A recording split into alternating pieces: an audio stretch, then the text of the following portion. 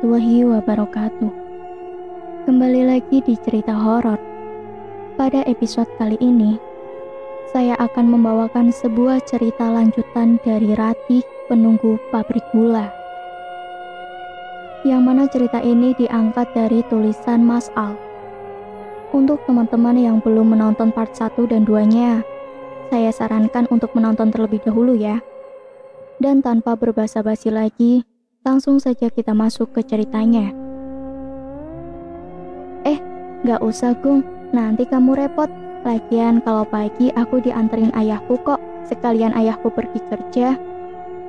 Oke deh kalau gitu, aku pulang dulu ya Win. Iya, makasih ya Gung, hati-hati di jalan. Aku pun kembali menyalakan motorku dan memacunya kembali ke rumah. Hari-hari berjalan biasa saja, tak ada yang aneh. Tak terasa, 2 bulan sudah Wiwin kerja denganku. Aku dan Wiwin juga semakin dekat. Setiap hari kami selalu pergi dan pulang kerja bareng. Namun, kedamaian suasana yang kurasakan di pabrik gula itu tak bertahan lama. Entah apa salahnya kami di pabrik itu, sehingga arwahnya Rati mengganggu pekerjaanku lagi. Waktu itu, pada siang hari setelah makan siang, kami sedikit bersantai di gudang karena pekerjaan kami tak pala banyak hari itu, sehingga kami lebih punya banyak waktu bersantai dan mengobrol.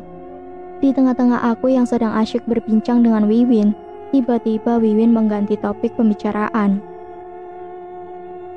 Ia menanyakan sesuatu hal padaku. Awalnya aku enggan memberi jawaban apapun pada Wiwin, karena Wiwin membahas sesuatu yang tidak tepat waktu dan tempatnya untuk menanyakan dan menjawab hal tersebut. Akhirnya aku pun menjawab semua pertanyaan Wiwin dengan terpaksa, karena ia terus memaksaku untuk menjawab pertanyaannya. Ku ceritakan semua kisah tentang 4 sahabat itu kepada Wiwin, yang dimana dulu persahabatan mereka berujung maut. Wiwin yang mendengarkan ceritaku, ia menangis karena terharu dengan kisah 4 persahabatan mereka. Wiwin sangat menyayangkan peristiwa yang menimpa 4 sahabat itu.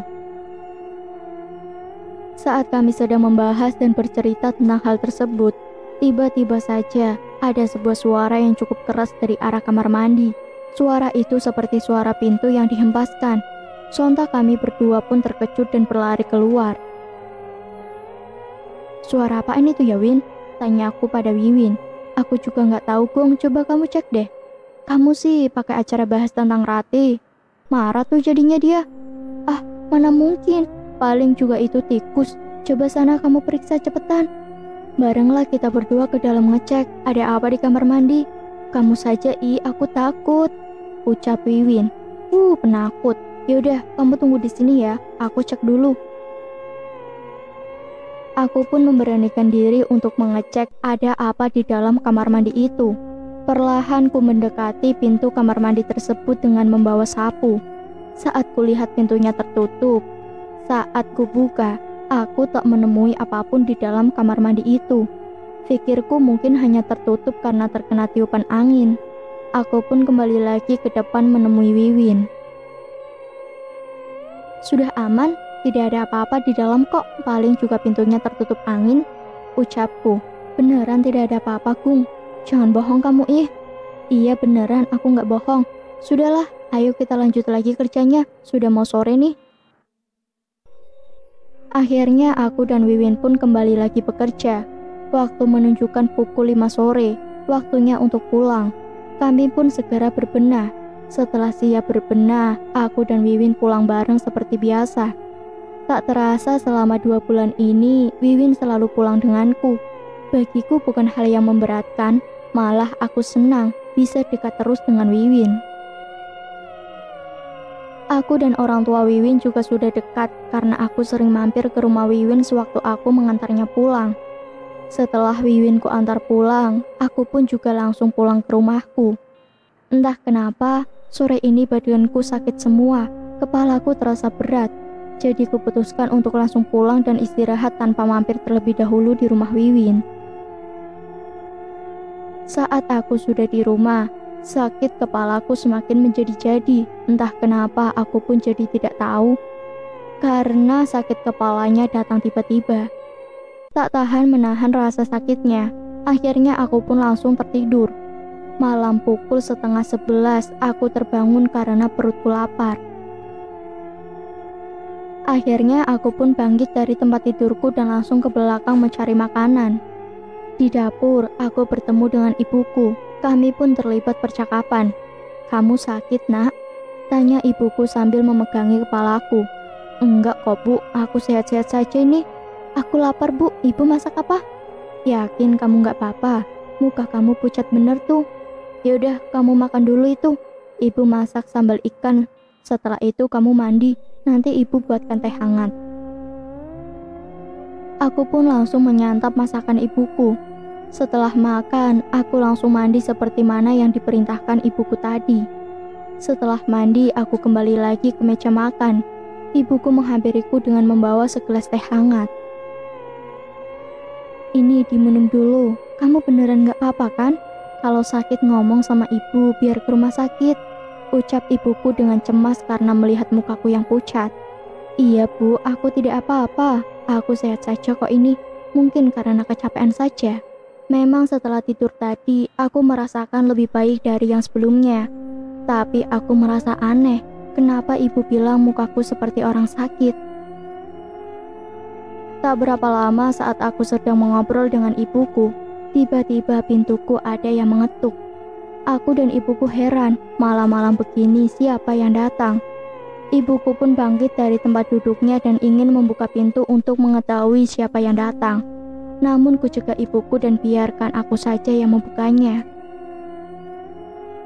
Sebelum kubuka pintunya, terlebih dahulu kuintip dari jendela untuk mengetahui siapa yang datang.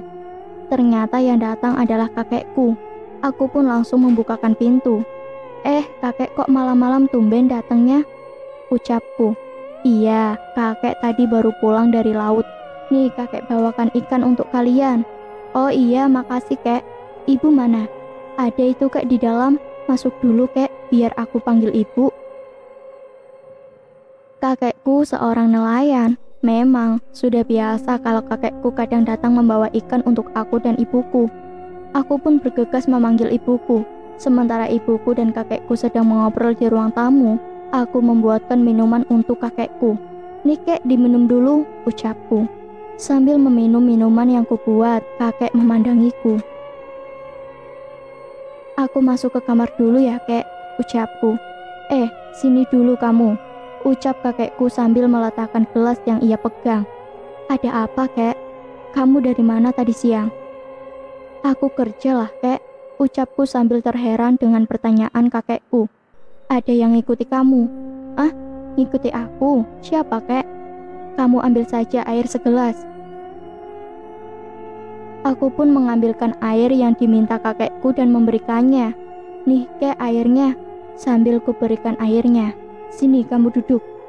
Kakekku memejamkan mata dan mulutnya berkomat-kamit seperti membaca sesuatu ke gelas air itu. Setelah selesai, ia menyuruhku untuk meminum air itu. Aku pun menuruti perintah kakekku. Setelah ku minum air yang diberikan kakekku, entah kenapa badan dan kepalaku lebih enakan dan lebih enteng. "Kamu kalau kerja jangan yang aneh-aneh. Kebiasaan kalau mau kerja itu berdoa dulu," ucap kakekku. Iya kek," jawabku singkat. Kakekku memang bisa melihat sesuatu atau merasakan makhluk yang tak kasat mata. Mata beliau juga kadang suka mengobati orang sakit. Kakekku juga salah satu orang yang pernah kuajak ke pabrik untuk membersihkan gudang dari arwah rati. Namun semuanya di luar kendali kakekku. Kakekku hanya berpesan bahwasanya tempat itu masih bisa digunakan asal kita sopan dan menjaga perkataan. Karena mau tidak mau, tempat itu juga dikatakan tempat yang beraura negatif. Setelah mengobatiku, kakekku langsung berpamitan pulang, dan ia menyuruh ibuku dan aku esok untuk datang menghadiri acara syukuran keluarga. Aku dan ibuku pun mengiyakan seruan kakekku. Keesokan paginya, aku mengirim pesan pada Wiwin dan Mandor melalui via WhatsApp. Bahwasanya hari ini aku masuk kerja setengah hari karena ada keperluan keluarga. Setelah itu, aku dan ibuku pagi-pagi langsung berkunjung ke rumah kakekku. Kulihat di rumah kakekku sudah ramai sekali keluarga yang sudah terlebih dahulu datang. Ku bilang dengan ibuku bahwa aku hanya bisa sampai setengah hari nanti saja, karena setengah hari lagi aku akan masuk kerja. Setelah setengah harian sudah aku berkumpul dengan keluarga dan saudara-saudaraku, aku pun berpamitan untuk pergi bekerja. Sesampainya aku di gudang, kulihat Wiwin sedang makan di sebuah bangku yang berada di depan pintu gudang. "Lama banget kamu, Gung?" ucap Wiwin. "Enggak kok, kenapa? Kangen ya kamu sama aku?" ucapku sambil menggoda Wiwin. "Ih, kepedean banget kamu. Aku capek kerja sendirian, tidak ada yang bantuin. Untung saja tadi ada mbak-mbak yang bantuin aku." "Hehe, yaudah jangan ngambek dong. Tadi aku ada acara keluarga. Nih, aku bawain kue." "Wih, gini dong, kan jadi hilang capekku," ucapku sambil memberi bungkusan berisi kue.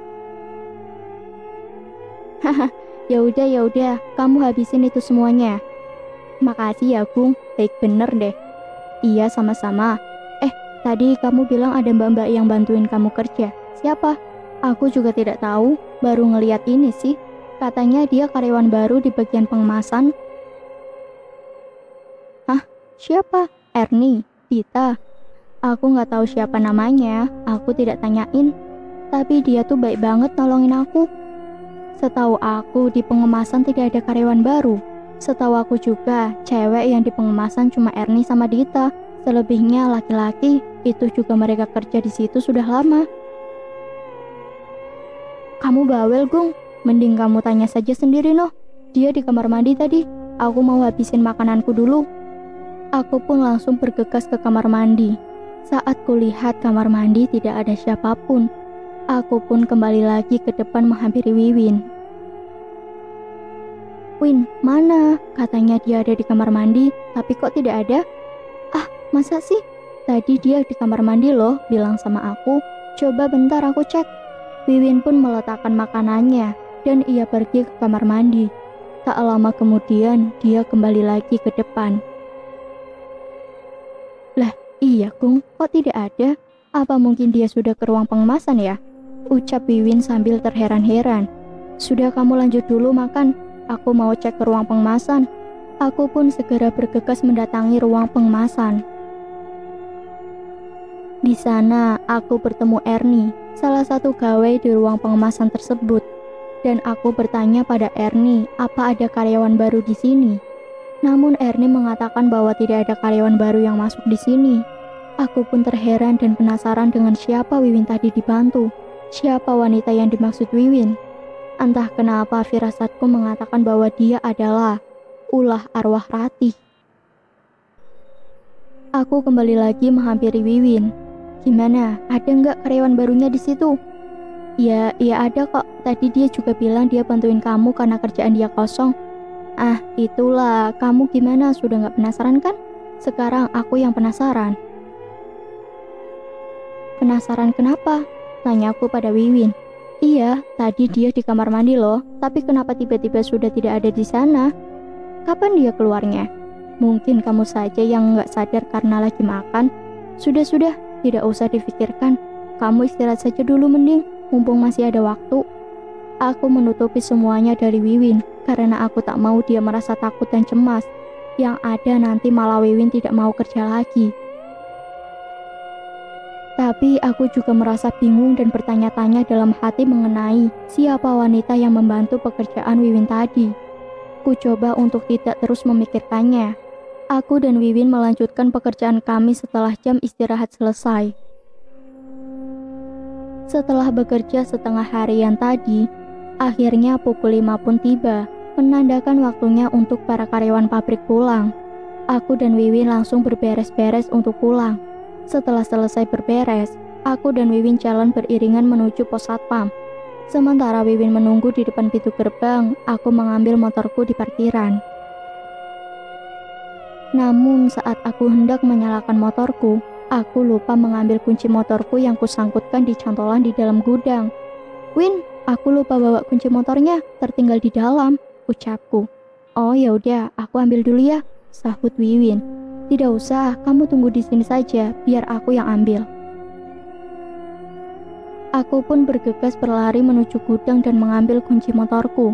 Nah, ini dia kuncinya. Kenapa pakai acara ketinggalan segala sih? Setelah kunci motorku sudah kudapatkan, aku pun menutup kembali pintu gudang. Namun, saat aku sedang menutup pintunya, aku mendengar seperti benda jatuh dari dalam gudang. Suaranya lumayan cukup keras, yang sampai membuatku ingin memeriksanya ke dalam. Aku pun membuka pintu gudang kembali dan masuk ke dalam untuk mengetahui benda apa yang jatuh. Namun, saat ku cari, tidak ada benda apapun yang jatuh di dalam gudang. Pikirku mungkin itu hanya tikus. Aku pun kembali keluar gudang. Namun saat aku di depan pintu gudang, ada seperti bisikan dekat sekali dengan kupingku yang mengatakan, "Pakaikan baju pengantinku." Bisikan itu cukup bikin nyaliku ciut. Seketika kakiku tak bisa digerakkan sama sekali. Jantungku berdetak tak beraturan. Pundakku dan kepalaku rasanya berat sekali seperti tertindih sesuatu benda yang sangat berat. Rasanya tubuhku seperti ditancapkan ke tanah sehingga aku tak bisa bergerak sama sekali. Suara itu masih terus berbisik di kupingku. Rasanya ingin saja aku menoleh ke arah belakangku, namun tetap aku bertahan untuk tidak menoleh ke belakangku. Perasaanku rasanya campur aduk. Pandanganku seketika kosong dan tak bisa melihat apapun di sekitarku. Suara itu semakin lama semakin terdengar seperti berjarak sejengkal saja dari kupingku. Aku hanya pasrah dengan keadaanku sekarang. Aku tak tahu apa yang harus kubuat lagi selain berdoa memohon pertolongan kepada Tuhan Yang Maha Esa. Ku coba membaca beberapa ayat Al-Quran yang kuingat. Salah satunya ayat kursi. Ku baca berulang kali ayat tersebut sampai akhirnya. Seperti ada sebuah tangan yang mengguncang tubuhku sangat keras. Aku semakin ketakutan dan enggan membuka mataku. Samar-samar terdengar suara di kupingku. Namun suara ini bukan suara yang sedari tadi menerorku. Suara ini terdengar tidak asing bagiku. Setelah aku dengar dengan jelas suara itu, akhirnya aku mengenalinya, bahwa itu adalah suara Wiwin. Perlahan ku buka mataku untuk memastikan apakah benar suara itu adalah suara Wiwin. Ternyata benar saja, suara itu adalah suara Wiwin. Hei, Gung, sadar, ucap Wiwin sambil mengguncang-guncang tubuhku. Iya, Win, ucapku terkejut dengan keberadaan Wiwin yang tiba-tiba di depanku. Kamu kenapa? Kamu ngapain berdiri di sini? Enggak apa-apa kok, Win. Kamu jangan bohong gitu, muka kamu pucat loh, Gung, sampai keringetan gitu juga. Aku tidak apa-apa. Sudah, ayo kita pergi dulu dari sini, nanti aku ceritakan. Aku dan Wiwin bergegas menutup pintu gudang sementara aku masih tidak berani untuk menatap ke arah dalam gudang. Di perjalanan menuju pulang, Wiwin masih terus menanyakan keadaanku. Dia melihat wajahku sangat pucat dan berkeringat. Kamu yakin tidak apa-apa, Gung? Ucap Wiwin. Iya, aku tidak apa-apa kok, Win. Santai saja. Coba kamu ceritakan ke aku, kamu itu tadi kenapa? Nanti saja di rumah kamu, aku mampir, nanti aku ceritain. Oh ya udah deh, bener ya kamu ceritain nanti? Iya bener, nanti aku ceritain. Satu sisi, aku masih takut dengan kejadian yang tadi. Dan di satu sisi lagi aku cukup senang karena mendapatkan perhatian dari Wiwin. Semakin hari aku dekat dengan Wiwin, aku semakin merasakan aku sudah jatuh cinta dengannya. Namun aku masih menunggu waktu yang tepat untuk melamarnya. Aku rasa umurku sudah cukup matang kalau aku harus melangkah ke jenjang pernikahan. Dan mudah-mudahan Wiwin adalah orang yang tepat untuk kujadikan pasangan hidupku nanti. Tinggal aku menunggu waktu yang tepat saja untuk melamarnya. Setelah beberapa waktu lamanya kami di perjalanan, akhirnya kami pun sampai di rumah Wiwin. Sesampainya di rumah Wiwin, aku bertemu dengan ibunya dan menyalin tangannya. Setelah itu Wiwin mengajakku untuk duduk di balkon atas rumahnya, sambil Wiwin membawa beberapa cemilan dan teh hangat untukku. Nih, diminum dulu, Gung, ucap Wiwin. Gak usah repot-repot kali, Win. Sudah, tidak usah bawel kamu, minum saja tehnya. Habis itu kamu cerita sama aku, kamu kenapa tadi? Aku pun meminum teh buatan Wiwin yang diberikannya padaku. Setelah meminum tehnya, aku pun bercerita kepada Wiwin tentang kejadian tadi. Makasih ya, tehnya enak loh, ucapku. Iya, sama-sama. Ya udah, kamu ceritain dong. Yakin kamu bener mau denger ceritaku? Nanti kamu takut dan gak mau kerja lagi. Iya, aku mau dengar. Udah cepetan ceritain, aku penasaran. Aku pun menceritakan pada Wiwin tentang kejadian tadi. Kamu lakuin apa memangnya sampai diganggu seperti itu? Tanya Wiwin padaku. Aku tidak ngelakuin apa-apa kok. Aku cuma ambil kunci langsung pergi. Jadi kok sampai segitunya kamu diganggu? Ya aku juga tidak tahu. Tapi memang gitu kadang suka usil. Dan ini juga bukan kali pertama aku alami. Sudah sering juga. Lain kali kamu hati-hatilah. Jangan lupa berdoa dulu kalau sebelum kerja. Kamu tuh yang harus hati-hati, karena kamu belum pernah diusilin. Kamu kok gitu sih ngomongnya? Jahat bener. Kulihat wajah Wiwin cemberut karena aku berbicara seperti itu. Wajahnya yang cemberut membuatku semakin tertarik padanya. Enggak deh, aku cuma bercanda. Ya pokoknya jangan sampailah kamu alami apa yang aku alami, ucapku.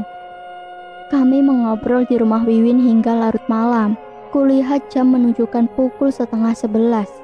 Aku pun berpamitan pada Wiwin dan orang tuanya untuk pulang ke rumah.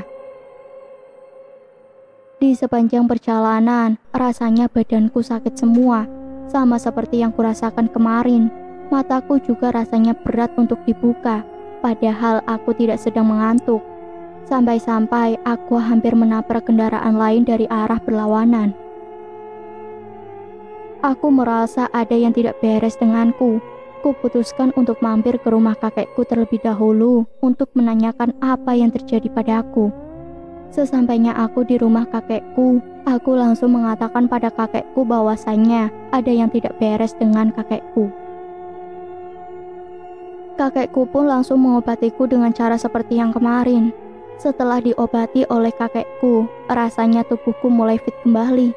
Kakekku menyuruhku untuk menaburkan air tersebut di depan pintu gudang tempatku bekerja. Setelah selesai aku diobati oleh kakekku, aku langsung berpamitan pulang karena sudah larut malam.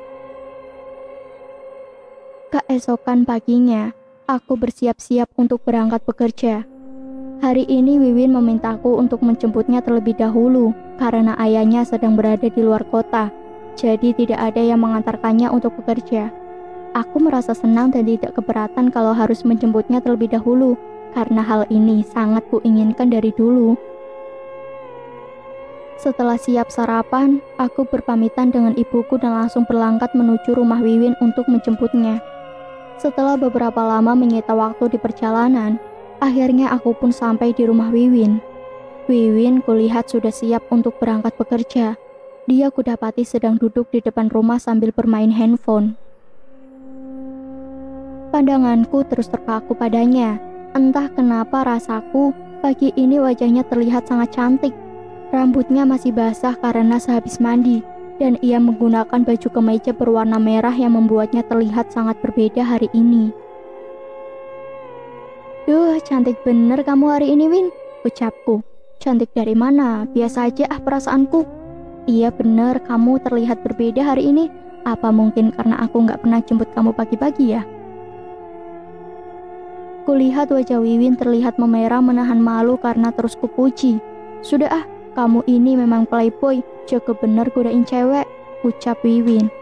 Tapi beneran, aku gak bohong, kamu hari ini kelihatan lebih cantik dari kan biasanya. Ya udah iya, makasih ya pujiannya. Sudah ayo kita berangkat, nanti kita terlambat. Aku dan Wiwin pun langsung berpamitan dengan ibunya, dan kami berangkat menuju pabrik. Rasanya pagi ini aku sangat bahagia darikan pagi-pagi yang kemarin. Entah kenapa aku juga tidak tahu dengan perasaanku pagi ini.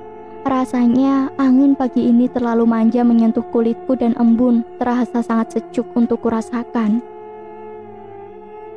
Setelah beberapa lama memakan waktu di perjalanan, akhirnya kami pun sampai di pabrik. Di depan kami bertemu mandor. dan dia menggoda kami berdua sehingga Wiwin tersipu malu karena godaan dari mandor. Setelah itu kami pun mulai pekerjaan kami. Sebelum aku memulai bekerja, aku melakukan apa yang kakekku tadi malam suruh, yaitu menaburkan air yang ia berikan tadi malam. Saat aku sedang menaburkan air tersebut, Wiwin bertanya padaku, aku sedang melakukan apa? Kamu sedang ngapain, Kung? Oh, ini tadi malam itu rasanya badanku sakit semua, jadi aku mampir sebentar ke tempat kakekku, dan kakekku menyuruh menaburkan air ini di sini. Oh, ya udah deh, aku masuk dulu ke dalam ya. Kunci gudang mana, Kung? Itu ada di dekat kantong jaketku, ambil saja. Wiwin pun membuka pintu gudang dan masuk terlebih dahulu, sementara aku masih menaburkan air tersebut. Namun tak berapa lama Wiwin masuk ke dalam gudang, aku mendengar suara jeritan wanita tak melainkan. Suara jeritan itu adalah suaranya Wiwin yang berasal dari dalam gudang. Dengan sangat panik, aku berlari masuk ke dalam gudang dan mencari Wiwin. Saat aku masuk ke dalam gudang, kutemui Wiwin yang sedang berada di salah satu sudut ruangan. Dia terduduk dan sambil menutup matanya.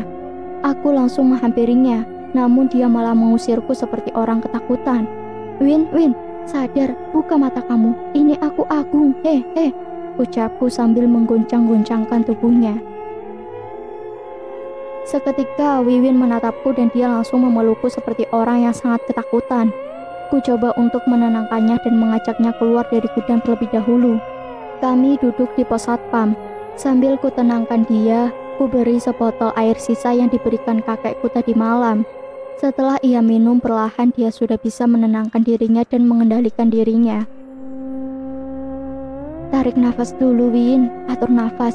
Banyak-banyak istighfar, ucapku. Aku sudah tidak mau kerja di sini lagi, Kung.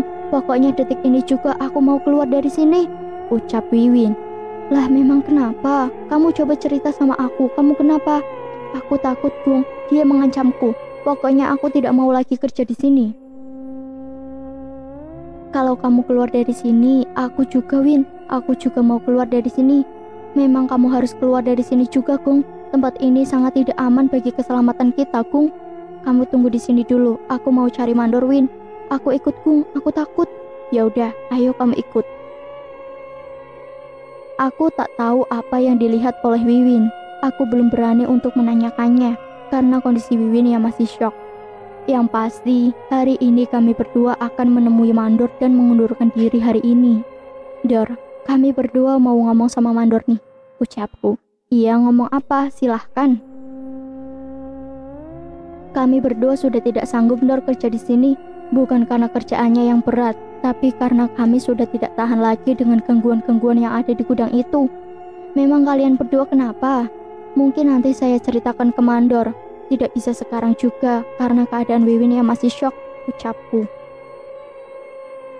Benar kamu tidak mau bekerja lagi, Win? Tanya mandor pada Wiwin. Iya, Pak De. Aku takut, Pak De, tidak berani lagi buat kerja di sini, jawab Wiwin. Ya udah, semua keputusan ada di tangan kalian. Mungkin memang harusnya gudang itu dikosongkan. Ya udah, Dor, kami pamit pulang dulu ya. Aku mau antar pulang Wiwin dulu. Ya udah, hati-hati kalian di jalan. Aku bergegas mengambil jaket dan menutup kembali pintu gudang. Setelah itu, aku mengambil motorku di parkiran. Niatku mengantarkan Wiwin pulang, tapi kulihat ia masih melamun dan tubuhnya kelihatan sangat lemas. Aku menawarkannya untuk ke tempat kakekku, barangkali kakekku bisa menyembuhkannya. Sudah, kamu jangan melamun gitu, tidak boleh. Kamu mau nggak aku ajak ke tempat kakekku? Kita main-main sebentar ke sana. Barangkali juga kakekku bisa mengobatin kamu, ucapku. Memang bisa, Gung. Terserah kamu, aku ikut saja, Gung. Badanku juga rasanya tidak enakan semenjak kejadian tadi. Ya sudah, kita coba saja dulu. Aku pun memutar arah tujuanku ke arah rumah kakekku. Kebetulan sekali, saat kami sampai di sana, kakekku ada di depan rumah sedang memandikan burung peliharaannya. Namun saat aku memberi salam pada kakekku, wajah kakekku terlihat seperti marah, dan kakekku melarang kami untuk masuk ke rumah. Kakekku menyuruh kami tetap berdiri di lataran rumahnya. Cerita bersambung. Sekian untuk cerita horor hari ini.